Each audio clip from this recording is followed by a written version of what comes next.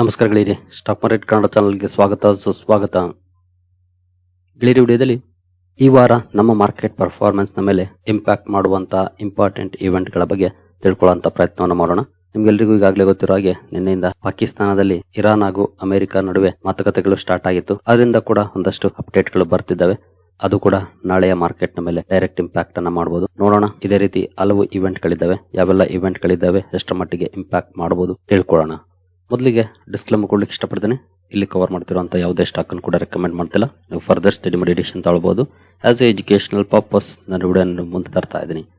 ಹಾಗೆ ಡಿಸ್ಕ್ರಿಪ್ಷನ್ ಅಲ್ಲಿ account opening link ಇದೆ. ಅಕೌಂಟ್ ಅನ್ನು ಓಪನ್ ಮಾಡ್ಕೊಳ್ಬಹುದು. ಹೂಡಿಕೆಗೆ ಸಂಬಂಧಪಟ್ಟಂತೆ ನಿಮ್ಗೆ ಏನಾದರೂ ಸಪೋರ್ಟ್ ಬೇಕು ಅಂದ್ರೆ ಇಲ್ಲಿರುವಂತಹ ನಂಬರ್ ಗಳ ಮೂಲಕ ನಮ್ಮ ಟೀಮ್ ನ ಕಾಂಟ್ಯಾಕ್ಟ್ ಮಾಡಬಹುದು. ಇಲ್ಲಿ ಮೆನ್ಷನ್ ಮಾಡಿರುವಂತಹ ಎಲ್ಲ ಸರ್ವಿಸಸ್ ನಮ್ಮ ಮೂಲಕ ಸಿಗುತ್ತೆ. ಬಟ್ ಇದಕ್ಕೆ ಕಂಡೀಷನ್ ಒಂದೇ, ನಮ್ಮ ಮೂಲಕ ಅಕೌಂಟ್ ಓಪನ್ ಆಗಿರಬೇಕು. ಹಾಗಾಗಿ ಅಕೌಂಟ್ ಓಪನ್ ಮಾಡಿಕೊಂಡು ಕಾಂಟ್ಯಾಕ್ಟ್ ಮಾಡಬಹುದು. ಗೆಳೆಯರೆ, ಇವೆಂಟ್ ಗಳಿಗೆ ಹೋಗೋದಕ್ಕೆ ಮುಂಚೆ ಕಳೆದ ವಾರದ ಮಾರ್ಕೆಟ್ ಪರ್ಫಾರ್ಮೆನ್ಸ್ ಅನ್ನ ಓವರ್ ವ್ಯೂ ಮಾಡಿಕೊಂಡು ಮುಂದುವರಿಯೋಣ. ಕಳೆದ ವಾರ ನಮ್ಮ ನಿಫ್ಟಿಯ ವೀಕ್ಲಿ ಪರ್ಫಾರ್ಮೆನ್ಸ್ ಅನ್ನು ಓಪನ್ ಮಾಡಿದ್ರೆ ನೋಡಬಹುದು 6.41% ರ್ಯಾಲಿ ನೋಡ್ಲಿಕ್ಕೆ ಸಿಕ್ಕಿದೆ. ತುಂಬಾ ಒಳ್ಳೆ ಪರ್ಫಾರ್ಮೆನ್ಸ್ ನೋಡ್ಲಿಕ್ಕೆ ಸಿಕ್ಕಿದೆ ಅಂತಾನೆ ಹೇಳ್ಬೋದು. ಎಸ್ಪೆಷಲಿ ಸೀಸ್ ಫೈರ್ ಗೆ ಸಂಬಂಧಪಟ್ಟಂತೆ ಸುದ್ದಿ ಬಂದ ಮೇಲೆ ಒಳ್ಳೆ ರ್ಯಾಲಿ ನೋಡ್ಲಿಕ್ಕೆ ಸಿಕ್ತು. ಹಾಗಾಗಿ ಒಂದೇ ವಾರದಲ್ಲಿ 1449 ಪಾಯಿಂಟ್ಸ್ ಅಥವಾ 6.4% ಅಪ್ ಅಲ್ಲಿ ಕ್ಲೋಸಿಂಗ್ ಅನ್ನ ಕೊಟ್ಟಿದೆ ನಮ್ಮ ನಿಫ್ಟಿ. ಇನ್ನು ಸೆನ್ಸೆಕ್ಸ್ ಕಡೆ ಬಂದ್ರೆ ಇಲ್ಲಿ 5 ಡೇಸ್ ಪರ್ಫಾರ್ಮೆನ್ಸ್ ಅನ್ನು ಓಪನ್ ಮಾಡಿದ್ರೆ ನೋಡಬಹುದು, ಇಲ್ಲೂ ಕೂಡ 6.5% ಪಾಸಿಟಿವ್ ಇದೆ ಅಥವಾ 4745 ಪಾಯಿಂಟ್ಸ್. ಎರಡು ಕಡೆ ತುಂಬಾ ಒಳ್ಳೆ ಪರ್ಫಾರ್ಮೆನ್ಸ್ ನೋಡ್ಲಿಕ್ಕೆ ಸಿಕ್ತು. ಈವನ್ ನಮ್ಮ ಪೋರ್ಟ್ಫೋಲಿಯೋಗಳಲ್ಲೂ ಕೂಡ ತುಂಬಾ ಒಳ್ಳೆ ರಿಕವರಿ ಕಳೆದ ವಾರ ನೋಡ್ಲಿಕ್ಕೆ ಸಿಕ್ಕಿದೆ. ಇನ್ನು ಅಮೆರಿಕನ್ ಮಾರ್ಕೆಟ್ ಯಾವ ರೀತಿ ಪರ್ಫಾರ್ಮ್ ಮಾಡಿದೆ ಕಳೆದ ವಾರದಲ್ಲಿ? ಡೌ ಜೋನ್ಸ್ ಪರ್ಫಾರ್ಮೆನ್ಸ್ ಅನ್ನು ನೋಡಿದ್ರೆ ಶುಕ್ರವಾರದ ಸೆಷನ್ ಅಲ್ಲಿ 269 ಪಾಯಿಂಟ್ಸ್ ಅಥವಾ 0.56% ಡೌನ್ ಅಲ್ಲಿ ಕ್ಲೋಸಿಂಗ್ ಕಂಡು ಬಂದಿದೆ. ಓಪನಿಂಗ್ ಫ್ಲಾಟ್ ಆಗಿತ್ತು, ಆನಂತರ ಡೌನ್ ಪರ್ಫಾರ್ಮೆನ್ಸ್ ಕಂಡು ಬಂತು. ಇನ್ನು ವೀಕ್ಲಿ ಪರ್ಫಾರ್ಮೆನ್ಸ್ ಅನ್ನು ಓಪನ್ ಮಾಡಿದ್ರೆ ಇಲ್ಲಿ ನೋಡಬಹುದು, ಇಲ್ಲೂ ಕೂಡ ಒಳ್ಳೆ ಪರ್ಫಾರ್ಮೆನ್ಸ್ ಇದೆ. 3.11% ಅಥವಾ 1446 ಪಾಯಿಂಟ್ಸ್ ಅಪ್ ಅಲ್ಲಿ ಕ್ಲೋಸಿಂಗ್ ಕಂಡು ಬಂದಿದೆ. ಎಸ್ಪೆಷಲಿ ಇಲ್ಲೂ ಅಷ್ಟೇ ಸೀಸ್ ಫೈರ್ ಗೆ ಸಂಬಂಧಪಟ್ಟಂತಹ ಸುದ್ದಿ ಬಂದ ತಕ್ಷಣ ಇಮಿಡಿಯೇಟ್ಲಿ ರ್ಯಾಲಿ ನೋಡ್ಲಿಕ್ಕೆ ಸಿಕ್ಕಿತ್ತು. ಏನೋ ನಾಸ್ಟಾಕ್ ಕಡೆ ಬಂದ್ರೆ ನಾಸ್ಟಾಕ್ ಅಲ್ಲಿ ಶುಕ್ರವಾರ 80 ಪಾಯಿಂಟ್ಸ್ ಅಥವಾ 0.35% ಪಾಸಿಟಿವ್ ಪರ್ಫಾರ್ಮೆನ್ಸ್ ಇದೆ. ತುಂಬಾ ಚೆನ್ನಾಗಿ ಅಪ್ ಆಗಿತ್ತು. ನಂತರ ಅವನಾಗಿ 80 ಪಾಯಿಂಟ್ಸ್ ಅಪ್ ಅಲ್ಲಿ ಕ್ಲೋಸಿಂಗ್ ಕಂಡು ಬಂದಿದೆ. ವೀಕ್ಲಿ ಪರ್ಫಾರ್ಮೆನ್ಸ್ ಅನ್ನು ಓಪನ್ ಮಾಡಿದ್ರೆ ಇಲ್ಲೂ ಕೂಡ ನೋಡಬಹುದು 4.39% ಅಥವಾ 963 ಪಾಯಿಂಟ್ಸ್ ಅಪ್ ಅಲ್ಲಿ ಕ್ಲೋಸಿಂಗ್ ನೋಡ್ಲಿಕ್ಕೆ ಸಿಕ್ಕಿದೆ. ಒಟ್ಟಿನಲ್ಲಿ ಅಮೆರಿಕನ್ ಮಾರ್ಕೆಟ್ ಆಗ್ಬೋದು ಅಥವಾ ನಮ್ಮ ಮಾರ್ಕೆಟ್ ಆಗ್ಬೋದು, ಎರಡು ಕಡೆ ತುಂಬಾ ಒಳ್ಳೆ ಪರ್ಫಾರ್ಮೆನ್ಸ್ ನೋಡ್ಲಿಕ್ಕೆ ಸಿಕ್ಕಿದೆ ಕಳೆದ ವಾರದಲ್ಲಿ. ಇನ್ನು ಈ ವಾರದ ಇವೆಂಟ್ ಗಳ ಕಡೆ ಬಂದ್ರೆ ಮೊದಲಿಗೆ ಹಾಲಿಡೇಸ್ ಕ್ಯಾಲೆಂಡರ್ ನೋಡೋದಾದ್ರೆ ಈ ವಾರದಲ್ಲಿ ಒಂದು ದಿನ ಮಾರ್ಕೆಟ್ ಕ್ಲೋಸ್ ಇರುತ್ತೆ. ನೋಡಬಹುದು 14ನೇ ತಾರೀಕು ಅಂದ್ರೆ ಮಂಗಳವಾರ ಕ್ಲೋಸ್ ಇರುತ್ತೆ. ಕಾರಣ ಬಾಬಾ ಸಾಹೇಬ್ ಅಂಬೇಡ್ಕರ್ ಜಯಂತಿ ಇರೋ ಕಾರಣಕ್ಕೆ ಮಂಗಳವಾರ 14ನೇ ತಾರೀಕು ಮಾರ್ಕೆಟ್ ಕ್ಲೋಸ್ ಇರುತ್ತೆ. ಉಳಿದಂತೆ ಜಸ್ಟ್ 4 ಡೇಸ್ ಮಾತ್ರ ಈ ವಾರ ನಮ್ಮ ಮಾರ್ಕೆಟ್ ಓಪನ್ ಇರುತ್ತೆ. ಇನ್ನು ಈ ವಾರದ ಇವೆಂಟ್ ಗಳ ಕಡೆ ಬರೋದಾದ್ರೆ ಎಸ್ಪೆಷಲಿ ಈ ವಾರ ಕೀ ರೋಲ್ ಅನ್ನ ಪ್ಲೇ ಮಾಡೋದು ಅಂತಂದ್ರೆ ಅಮೆರಿಕ ಹಾಗೂ ಇರಾನ್ ಜೊತೆಗಿನ ಮಾತುಕತೆಗಳು. ನೋಡಬಹುದು ಇಲ್ಲಿ ಹೆಡ್ಲೈನ್ ಅನ್ನ, bad news. JD Vance says no agreement with Iran despite final and best offer. US leaves Pakistan. 21 ಗಂಟೆಗಳ ಕಾಲ ಮಾತುಕತೆಗಳು ನಡೆದಿದೆ. ಬಟ್ ಯಾವುದೇ ರೀತಿ ಫೈನಲ್ ಡೀಲ್ ಅಲ್ಲಿ ಆಗಿಲ್ಲ. ಜೊತೆಗೆ ಈಗಾಗಲೇ JD Vance ಅವರು ಅಮೆರಿಕಾಗೆ ವಾಪಸ್ ಕೂಡ ಆಗಿದ್ದಾರೆ.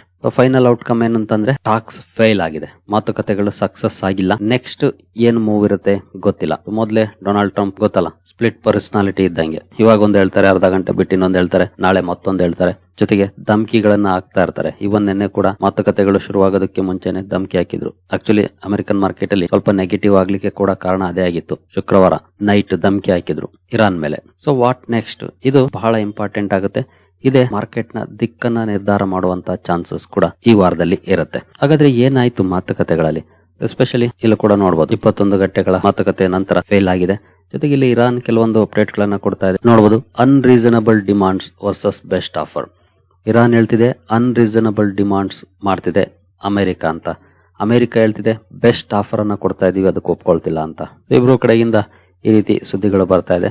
ನಂತರ ನೋಡಬಹುದು, Iran says US flew Vance half way across the world, unreasonable demands derailed 21 hour peace talks. America ಮಾತುಕತೆಯನ್ನ ಅರ್ಧದಲ್ಲೇ ಬಿಟ್ಟು ಓಡೋಯ್ತು ಅಂತ ಹೇಳಿದೆ ಇರಾನ್. ಜೊತೆಗೆ ಒಪ್ಪಕ್ಕಾಗದಿರುವಂತ ಡಿಮಾಂಡ್ಸ್ ಅನ್ನ ಮಾಡ್ತಿದ್ದಾರೆ ಅಂತ ಹೇಳ್ತಿದೆ. ಮಾರ್ಕೆಟ್ ಕಳೆದ ವಾರ ಹೋಪ್ಸ್ ನ ಮೇಲೆ ಒಳ್ಳೆ ಪರ್ಫಾರ್ಮೆನ್ಸ್ ಅನ್ನ ಮಾಡಿತ್ತು. ಮಾತುಕತೆಗಳೇನಾದ್ರೂ ಸಕ್ಸಸ್ ಆಗುತ್ತಾ ಅಂತ. ಬಟ್ ಒಂದೇ ದಿನದಲ್ಲಿ ಈ ಮಾತುಕತೆಗಳು ಫೇಲ್ ಆಗಿದಾವೆ. ಮತ್ತೆ ಮುಂದೆ ಏನ್ ಅಪ್ಡೇಟ್ ಬರುತ್ತೋ ಗೊತ್ತಿಲ್ಲ. ಆಸ್ ಆಫ್ ನೌ ಅಂದ್ರೆ ನಾನು ಈ ವಿಡಿಯೋ ರೆಕಾರ್ಡ್ ಮಾಡೋವರೆಗೂ ಇರುವಂತಹ ಅಪ್ಡೇಟ್ ಗಳೇನಂದ್ರೆ ಮಾತುಕತೆಗಳು ಫೇಲ್ ಆಗಿದೆ. JD Vance ಪಾಕಿಸ್ತಾನವನ್ನ ಬಿಟ್ಟು ಈಗಾಗಲೇ ಅಮೆರಿಕಾಗೆ ಜರ್ನಿ ಮಾಡಿದ್ದಾರೆ. ಸೊ ಮೇ ಬಿ ಈ ವಿಡಿಯೋ ಮಾಡಿದ್ಮೇಲೆ ಇನ್ನೂ ಒಂದಷ್ಟು ಅಪ್ಡೇಟ್ ಗಳು ಬರ್ಬೋದು. ಇನ್ ಕೇಸ್ ಯಾವ್ದಾದ್ರು ಬಂದ್ರೆ ಅದನ್ನ ನಾನು ನಿಮ್ಗೆ ಕವರ್ ಮಾಡಿ ತಿಳಿಸ್ಕೊಡ್ತೀನಿ ನೆಕ್ಸ್ಟ್ ವಿಡಿಯೋದಲ್ಲಿ. ನೋಡೋಣ. ಸದ್ಯದ ಮಟ್ಟಿಗೆ ಮಾತುಕತೆಗಳು ಫೇಲ್ ಆಗಿದೆ. ಇರಾನ್ ಒಪ್ಪಕ್ಕಾಗದೇ ಇರುವಂತಹ ಡಿಮಾಂಡ್ ಅನ್ನ ಅಮೆರಿಕ ಮಾಡ್ತಿದೆ ಅಂತ ಹೇಳ್ತಾ ಇದೆ. ಅಮೆರಿಕ ನಾವು ಬೆಸ್ಟ್ ಆಫರ್ ಅನ್ನ ಕೊಡ್ತಾ ಇದೀವಿ, ಆದ್ರೆ ಇರಾನ್ ಒಪ್ತಿಲ್ಲ ಅಂತ ಹೇಳ್ತಿದೆ.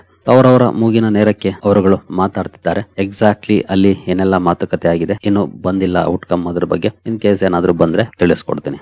ಈ ಒಂದು ಸುದ್ದಿ ದೊಡ್ಡ ರೋಲ್ ಅನ್ನ ಪ್ಲೇ ಮಾಡುತ್ತೆ ಈ ವಾರದ ನಮ್ಮ ಮಾರ್ಕೆಟ್ ಪರ್ಫಾರ್ಮೆನ್ಸ್ ಅಲ್ಲಿ. ಜೊತೆಗೆ ಈ ಸುದ್ದಿ ಕಾರಣಕ್ಕೆ ಡೈರೆಕ್ಟ್ ಇಂಪ್ಯಾಕ್ಟ್ ಬೀಳೋದು ಅಂತಂದ್ರೆ ಅದು ಕ್ರೂಡ್ ಮೇಲೆ. ಕ್ರೂಡ್ $95 ರೇಂಜ್ ಅಲ್ಲಿ ಇದೆ. ನಾಳೆ ನೋಡ್ಬೇಕಾಗುತ್ತೆ ಯಾವ ರೀತಿ ಪರ್ಫಾರ್ಮೆನ್ಸ್ ಬರುತ್ತೆ ಅಂತ. ಕ್ರೂಡ್ ಅಲ್ಲಿ ಏನಾದ್ರೂ ರ್ಯಾಲಿ ಬಂತು ಅಂದ್ರೆ ಅದು ಬಹುಶಃ ನಮ್ಮ ಮಾರ್ಕೆಟ್ ನ ಮೇಲೆ ಒಂದಷ್ಟು ನೆಗೆಟಿವ್ ಇಂಪ್ಯಾಕ್ಟ್ ಅನ್ನ ಮಾಡುವಂತ ಚಾನ್ಸಸ್ ಜಾಸ್ತಿ ಇರುತ್ತೆ. ಬಟ್ ಇನ್ನೊಂದು ಒಳ್ಳೆ ವಿಷಯ ಏನಂತಂದ್ರೆ ನಮ್ಮ ನಿಫ್ಟಿ ಆಲ್ಮೋಸ್ಟ್ 22,300 ವರೆಗೂ ಹೋಗಿತ್ತು. ಇನ್ ಕೇಸ್ ನಾವು 6 ಮಂತ್ಸ್ ಓಪನ್ ಮಾಡಿದ್ರೆ ಇಲ್ಲಿ ನೋಡಬಹುದು 22,331 ಕಾಣ್ತಾ ಇದೆ. ಬಟ್ 52 ವೀಕ್ ಲೋ ನೋಡಬಹುದು 22,182 ಇಲ್ಲಿವರೆಗೂ ಕೂಡ ಹೋಗಿತ್ತು. ಮೇ ಬಿ ಅದು ಬೇಸ್ ಆಗ್ಬಹುದು. ನೆಕ್ಸ್ಟ್ ಇನ್ ಕೇಸ್ ಏನಾದ್ರು ಯಾವುದೇ ರೀತಿ ಬ್ಯಾಡ್ ನ್ಯೂಸ್ ಬಂದು ಮಾರ್ಕೆಟ್ ಬಿದ್ರು ಕೂಡ ಅಲ್ಲಿಂದ ಬೌನ್ಸ್ ಆಗೋ ಚಾನ್ಸಸ್ ಕೂಡ ಇರುತ್ತೆ. ಬಟ್ ಎಕ್ಸಾಕ್ಟ್ಲಿ ಇಲ್ಲಿಂದಾನೇ ಬೌನ್ಸ್ ಆಗ್ಬೇಕು ಅಂತ ಏನಲ್ಲ, ಬಟ್ ಪ್ರಾಬಬಿಲಿಟೀಸ್ ಅಂತೂ ಇದ್ದೇ ಇರುತ್ತೆ. ಜೊತೆಗೆ ಈಗಾಗಲೇ ಬ್ಯಾಡ್ ಥಿಂಗ್ಸ್ ಅನ್ನ ನೋಡಿರೋ ಕಾರಣಕ್ಕೆ ಮಾರ್ಕೆಟ್ ನಾಳೆ ಮಾತ್ರ ಸ್ವಲ್ಪ ರಿಯಾಕ್ಟ್ ಮಾಡಿ ನಾಡಿದಿಂದ ನಾರ್ಮಲ್ ಆಗಿ ಪರ್ಫಾರ್ಮೆನ್ಸ್ ಬಂದ್ರು ಬರಬಹುದು. ಆ ರೀತಿಯ ಪ್ರಾಬಬಿಲಿಟಿ ಕೂಡ ಇರುತ್ತೆ. ಬಟ್ ಕಾದು ನೋಡಬೇಕಾಗಿದೆ ಯಾವ ರೀತಿ ಪರ್ಫಾರ್ಮೆನ್ಸ್ ಬರುತ್ತೆ ಅಂತ. ಇನ್ನು ಬೇರೆ ಇವೆಂಟ್ ಗಳ ಕಡೆ ಬಂದ್ರೆ ನಮ್ಮ ಭಾರತದ ಇನ್ಫ್ಲೇಷನ್ ಡೇಟಾ ಕೂಡ ಈ ವಾರದಲ್ಲಿ ರಿಲೀಸ್ ಆಗ್ತಾ ಇದೆ. ನೋಡಬಹುದು 13ನೇ ತಾರೀಕು ರಿಲೀಸ್ ಆಗ್ಬೇಕಿತ್ತು, ಬಟ್ ಅದನ್ನ 15ಕ್ಕೆ ಮೂವ್ ಮಾಡಿದರೆ. 14 ಮಾರ್ಕೆಟ್ ರಜೆ ಇರುತ್ತೆ, 15ನೇ ತಾರೀಕು ರಿಲೀಸ್ ಆಗುತ್ತೆ. 3.48% ಫೋರ್ಕಾಸ್ಟ್ ಮಾಡ್ತಿದ್ದಾರೆ. ಕಳೆದ ಸಲ 3.1 ಫೋರ್ಕಾಸ್ಟ್ ಮಾಡಿದ್ರು, ಬಂದಿದ್ದು 3.21, ಸ್ವಲ್ಪ ಜಾಸ್ತಿನೇ ಬಂದಿತ್ತು. ಈಗ 3.48% ಫೋರ್ಕಾಸ್ಟ್ ಮಾಡ್ತಿದ್ದಾರೆ. ಜೊತೆಗೆ ಬಹಳ ಇಂಪಾರ್ಟೆಂಟ್ ಆಗುತ್ತೆ ಈ ಸಲದ ಇನ್ಫ್ಲೇಷನ್ ಡೇಟಾ, ಯಾಕೆಂದ್ರೆ ಯುದ್ಧ ಸ್ಟಾರ್ಟ್ ಆಗಿತ್ತು, ಒಂದಷ್ಟು ಇಂಪ್ಯಾಕ್ಟ್ ಆಗಿದೆ. ಬಟ್ ಪೆಟ್ರೋಲ್ ಡೀಸೆಲ್ ಅಲ್ಲಿ ಯಾವುದೇ ರೀತಿ ಬದಲಾವಣೆ ಮಾಡಲಿಲ್ಲ ಸರ್ಕಾರ. ಮೇ ಬಿ ಅದು ಎಲೆಕ್ಷನ್ ಇರೋ ಕಾರಣಕ್ಕೇನೋ ಅನ್ಸುತ್ತೆ. ಮೇ ಬಿ ಎಲೆಕ್ಷನ್ ಆದ್ಮೇಲೆ ಅದರ ಇಂಪ್ಯಾಕ್ಟ್ ಆಗ್ಬೋದು. ಹಾಗಾಗಿ ದೊಡ್ಡ ಬದಲಾವಣೆ ನೋಡ್ಲಿಕ್ಕೆ ಸಿಗದೆ ಇರಬಹುದು. ಮೇ ಬಿ ಎಸ್ಟಿಮೇಷನ್ಸ್ ಗೆ ತಕ್ಕಂತೆನೆ ಬಂದ್ರು ಬರ್ಬೋದು, ಅಥವಾ ಸ್ಲೈಟ್ಲಿ ಡಿಫರೆನ್ಸ್ ಆಗ್ಬೋದು. ನೋಡೋಣ 15ನೇ ತಾರೀಕು ಯಾವ ರೀತಿ ಇರುತ್ತೆ ಅಂತ. ಇದನ್ನ ವಾಚ್ ಮಾಡಬಹುದಾಗಿರುತ್ತೆ. ಇನ್ನು ಮೇಜರ್ ರೋಲ್ ಪ್ಲೇ ಮಾಡುವಂತ ಇನ್ನೊಂದು ಮೆಗಾ ಇವೆಂಟ್ ಅಂತಂದ್ರೆ ಅದು ರಿಸಲ್ಟ್ ಸೀಸನ್ ಈಗಾಗಲೇ ಸ್ಟಾರ್ಟ್ ಆಗಿದೆ. ಈ ವಾರದಲ್ಲಿ ಹಲವಾರು ಕಂಪನಿಗಳ ರಿಸಲ್ಟ್ ಇರುತ್ತೆ. ಈವನ್ 14ನೇ ತಾರೀಕು ಕೂಡ ನೋಡಬಹುದು. ಇಲ್ಲಿ ಮಾರ್ಕೆಟ್ ರಜೆ ಇದ್ರು ಹಲವಾರು ಕಂಪನಿಗಳು ರಿಸಲ್ಟ್ಸ್ ಅನ್ನ ಅನೌನ್ಸ್ ಮಾಡ್ತಾ ಇದ್ದಾವೆ. ಈ ವಾರದಿಂದ ದೊಡ್ಡ ಮಟ್ಟದ ರಿಸಲ್ಟ್ಸ್ ಶುರುವಾಗುತ್ತೆ. ಮೇಜರ್ ಕಂಪನಿಗಳ ರಿಸಲ್ಟ್ಸ್ ಸ್ಟಾರ್ಟ್ ಆಗುತ್ತೆ. ನೋಡಬಹುದು ICICI, HDFC 18ನೇ ತಾರೀಕು ಇರುತ್ತೆ. ಮಸ್ತೆಕ್ ಇದೆ, ಬಿರ್ಲಾ ಮನಿ, ಬಜಾಜ್ ಕನ್ಸ್ಯೂಮರ್, ವಾರಿ ರಿನ್ಯೂವಬಲ್ ಟೆಕ್ನಾಲಜೀಸ್ 16ನೇ ತಾರೀಕಿದೆ. HDFC ಲೈಫ್ ಇದೆ, HDFC AMC ಇದೆ, angel one, CRISIL, Tejas network, ಹೀಗೆ ಸಾಕಷ್ಟು ಕಂಪನಿಗಳ ರಿಸಲ್ಟ್ಸ್ ಸ್ಟಾರ್ಟ್ ಆಗುತ್ತೆ ಈ ವಾರದಿಂದ. ಇದನ್ನು ಕೂಡ ವಾಚ್ ಮಾಡಬಹುದು. ಎಸ್ಪೆಷಲಿ ಇಂಡಿವಿಜುವಲ್ ಸ್ಟಾಕ್ ಗಳಲ್ಲಿ ಅಥವಾ ಸೆಕ್ಟರ್ ವೈಸ್ ಪರ್ಫಾರ್ಮೆನ್ಸ್ ವಾಚ್ ಮಾಡಬೇಕಾಗುತ್ತೆ ರಿಸಲ್ಟ್ ನ ಕಾರಣಕ್ಕೆ. ಮೇ ಬಿ ಇಂಡಿವಿಜುವಲ್ ಸ್ಟಾಕ್ ಗಳಲ್ಲಿ ಹಾಗೂ ಪರ್ಟಿಕ್ಯುಲರ್ ಸೆಕ್ಟರ್ಸ್ ಅಲ್ಲಿ ರಿಯಾಕ್ಷನ್ ದೊಡ್ಡ ಮಟ್ಟದಲ್ಲಿ ಬರುವಂತ ಚಾನ್ಸಸ್ ಇರುತ್ತೆ. ಇನ್ ಕೇಸ್ ಸೆಕ್ಟರ್ ನ ಮೇಜರ್ ಕಂಪನಿ ಚೆನ್ನಾಗಿರೋ ರಿಸಲ್ಟ್ ಅನ್ನ ಕೊಟ್ರೆ ಇತರೆ ಷೇರುಗಳಲ್ಲೂ ಕೂಡ ರ್ಯಾಲಿ ಬರಬಹುದು. ಫಾರ್ ಎಕ್ಸಾಂಪಲ್ ನಾವು TCS ನಂಬರ್ ನೋಡಬಹುದು. TCS ನಂಬರ್ ಚೆನ್ನಾಗಿತ್ತು, ಬಟ್ ಮಾರ್ಕೆಟ್ ನೆಗೆಟಿವ್ ಆಗಿ ರಿಯಾಕ್ಟ್ ಮಾಡ್ತು. ಈವನ್ IT ಸ್ಟಾಕ್ ಗಳಲ್ಲಿ ನೆಗೆಟಿವ್ ಪರ್ಫಾರ್ಮೆನ್ಸ್ ಬಂತು. ಆ ರೀತಿ ಇಂಪ್ಯಾಕ್ಟ್ ಕೂಡ ನೋಡ್ಲಿಕ್ಕೆ ಸಿಗುತ್ತೆ. ಹಾಗಾಗಿ ರಿಸಲ್ಟ್ಸ್ ಅನ್ನ ವಾಚ್ ಮಾಡಬಹುದು ಕ್ಲೋಸ್ಲಿ ಈ ವಾರದಿಂದ. ಇನ್ನು FIS DIS ಆಕ್ಟಿವಿಟಿ ಕಡೆ ಬಂದ್ರೆ ಶುಕ್ರವಾರ ನೋಡಬಹುದು. FIS 672 ಕೋಟಿ ನೆಟ್ ಬೈಯಿಂಗ್ ಅನ್ನ ಮಾಡಿದ್ದಾರೆ. ಆಫ್ಟರ್ ಲಾಂಗ್ ಟೈಮ್ ಅಂತಾನೆ ಹೇಳ್ಬೋದು. ಆಲ್ಮೋಸ್ಟ್ ಏಪ್ರಿಲ್ ಅಲ್ಲಿ ಒಂದಿನೂ ಬೈ ಮಾಡಿರ್ಲಿಲ್ಲ. ಈವನ್ ಮಾರ್ಚ್ ಅಲ್ಲೂ ಕೂಡ ಅವರೇನು ಬೈ ಮಾಡಿರ್ಲಿಲ್ಲ. ಬಟ್ 10ನೇ ತಾರೀಕು 672 ಕೋಟಿ ನೆಟ್ ಬೈಯಿಂಗ್ ಅನ್ನ ಮಾಡಿದ್ದಾರೆ. DIS ಕೂಡ 410 ಕೋಟಿ ನೆಟ್ ಬೈಯಿಂಗ್ ಅನ್ನ ಮಾಡಿದ್ದಾರೆ. ಹಾಗೆ ಈ ಮಂತ್ ಅಲ್ಲಿ ಈಗಾಗಲೇ FIS 38,972 ಕೋಟಿ ನೆಟ್ ಸೆಲ್ಲಿಂಗ್ ಅನ್ನ ಮಾಡಿದ್ದಾರೆ. DIS 35,982 ಕೋಟಿ ನೆಟ್ ಬೈಯಿಂಗ್ ಅನ್ನ ಮಾಡಿದ್ದಾರೆ. ನೋಡೋಣ ಈ ವಾರ ಯಾವ ರೀತಿ ಇರುತ್ತೆ ಅಂತ ಪರ್ಫಾರ್ಮೆನ್ಸ್. ಎಸ್ಪೆಷಲಿ ಶುಕ್ರವಾರದ ಸೆಷನ್ ಅಲ್ಲಿ ಸ್ವಲ್ಪ ಬೈಯಿಂಗ್ ಇತ್ತು, ಬಟ್ ನಾಳೆ ಮತ್ತೆ ಸೆಲ್ಲಿಂಗ್ ಕಂಡು ಬರುತ್ತಾ? ಎಸ್ಪೆಷಲಿ ಇರಾನ್ ಹಾಗೂ ಅಮೆರಿಕದ ಮಾತುಕತೆಗಳು ಫೇಲ್ ಆಗಿರೋದಕ್ಕೆ ಕಾದು ನೋಡಬೇಕಾಗಿದೆ. ಇನ್ನು ರೂಪಿ RBI ಇಂಟರ್ವೆನ್ಷನ್ ನಂತರ 95 ಕ್ರಾಸ್ ಮಾಡಿದ್ದು ಮತ್ತೆ ವಾಪಸ್ 93 ಒಳಗಡೆ ಬಂದಿತ್ತು. ಈಗ ಮತ್ತೆ 93 ಕ್ರಾಸ್ ಮಾಡಿ 93.09 ಅಲ್ಲಿ ಇದೆ. ಇದನ್ನು ಕೂಡ ವಾಚ್ ಮಾಡಬಹುದು ಯಾವ ರೀತಿ ಪರ್ಫಾರ್ಮೆನ್ಸ್ ಇರುತ್ತೆ ಅಂತ. ರೂಪಿ ಕೂಡ ಸ್ಟ್ರಾಂಗ್ ಆಗೋದು ಬಹಳ ಇಂಪಾರ್ಟೆಂಟ್ ಆಗುತ್ತೆ. ಸದ್ಯದ ಮಟ್ಟಿಗೆ 93 ರೇಂಜ್ ಅಲ್ಲಿ ನೋಡ್ಲಿಕ್ಕೆ ಸಿಗ್ತಾ ಇದೆ ನಮ್ಮ ರೂಪಿ. ಇನ್ನು ಗೋಲ್ಡ್ ಅಲ್ಲಿ ಒಂದಷ್ಟು ಕರೆಕ್ಷನ್ ಅನ್ನ ನೋಡಿದ್ವಿ. ಆಲ್ಮೋಸ್ಟ್ ನೋಡಬಹುದು ಏಪ್ರಿಲ್ ಅಲ್ಲಿ ಫ್ಲಾಟ್ ಇದೆ ಪರ್ಫಾರ್ಮೆನ್ಸ್. ಕನ್ಸಾಲಿಡೇಟ್ ಆಗಿದೆ ಸದ್ಯದ ಮಟ್ಟಿಗೆ. ಮೇ ಬಿ ಇನ್ನೊಂದಷ್ಟು ದಿನ ಕನ್ಸಾಲಿಡೇಷನ್ ಫೇಸ್ ಅಲ್ಲಿ ಇರಬಹುದು. ಗೋಲ್ಡ್ ಅನ್ನು ಕೂಡ ವಾಚ್ ಮಾಡಬಹುದು. ಏನಾದ್ರೂ ಈ ವಾರದಲ್ಲಿ ಪರ್ಫಾರ್ಮೆನ್ಸ್ ಅಲ್ಲಿ ಡಿಫರೆನ್ಸ್ ಆಗಬಹುದಾ ಅಂತ. ಏನು ಪ್ರೈಮರಿ ಮಾರ್ಕೆಟ್ ಕಡೆ ಬಂದ್ರೆ ಈಗಾಗಲೇ 2 IPOಗಳು ಓಪನ್ ಇದೆ. ಇನ್ನೊಂದು CTS ಟ್ರಾನ್ಸ್ನೆಟ್ ಇನ್ವೆಸ್ಟ್ಮೆಂಟ್ ಟ್ರಸ್ಟ್ ಕೂಡ ಈ ವಾರದಲ್ಲಿ ಓಪನ್ ಆಗ್ತಾ ಇದೆ. ಇವುಗಳ ಕಡೆ ಕೂಡ ಗಮನವನ್ನು ಕೊಡಬಹುದು, ಕಂಪನಿಗಳನ್ನ ಸ್ಟಡಿ ಮಾಡಬಹುದು. ಇನ್ನು ಈ ವಾರದ ಕಾರ್ಪೊರೇಟ್ ಆಕ್ಷನ್ ಗಳ ಕಡೆ ಬಂದ್ರೆ ಈ ವಾರ ಅರಬಿಂದೋ ಫಾರ್ಮಾದ ಬೈಬ್ಯಾಕ್ ಇರುತ್ತೆ. ಅಂದ್ರೆ ಬೈಬ್ಯಾಕ್ ಎಕ್ಸ್ ಡೇಟ್ 17ನೇ ತಾರೀಕು ಇರುತ್ತೆ. ನಂತರ ಮುತ್ತೂಟ್ ಫೈನಾನ್ಸ್ ನ ಇಂಟೀರಿಯಂ ಡಿವಿಡೆಂಡ್ ಇದೆ. Pashupati Cotspin stock split ಇದೆ. 10 ರೂಪಾಯಿ ಇರುವಂತಹ ಫೇಸ್ ವ್ಯಾಲ್ಯೂ ನ 1 ರೂಪಾಯಿ ಮಾಡ್ತಾ ಇದೆ. ಹಾಗೆ ಪ್ರೈಮಾ ಪ್ಲಾಸ್ಟಿಕ್ಸ್ ನ ಸ್ಪಿನ್ ಆಫ್ ಕೂಡ ಇದೆ, ಅಂದ್ರೆ ಡಿಮರ್ಜರ್. ಈ ಕಂಪನಿಗಳನ್ನು ಕೂಡ ವಾಚ್ ಮಾಡಬಹುದು ಡ್ಯೂರಿಂಗ್ ಕಾರ್ಪೊರೇಟ್ ಆಕ್ಷನ್. ಸ್ಟಾಕ್ ಗಳಲ್ಲಿ ಯಾವ ರೀತಿ ಪರ್ಫಾರ್ಮೆನ್ಸ್ ಬರುತ್ತೆ ಅಂತ. ಸರಿಗಳೇರಿ, ಈ ವಿಡಿಯೋ ನಿಮಗೆ ಇಷ್ಟ ಆಗಿದೆ ಅಂದ್ಕೊಳ್ತೀನಿ. ಹಾಗೆ ಡಿಸ್ಕ್ರಿಪ್ಷನ್ ಅಲ್ಲಿ ಅಕೌಂಟ್ ಓಪನಿಂಗ್ ಲಿಂಕ್ ಇದೆ, ಅಕೌಂಟ್ ಅನ್ನು ಓಪನ್ ಮಾಡ್ಕೊಳ್ಬಹುದು. ಮುಂದಿನ ವಿಡಿಯೋದಲ್ಲಿ ಸಿಗೋಣ. ಅಲ್ಲಿವರೆಗೂ ಜೈ ಹಿಂದ್, ಜೈ ಕರ್ನಾಟಕ.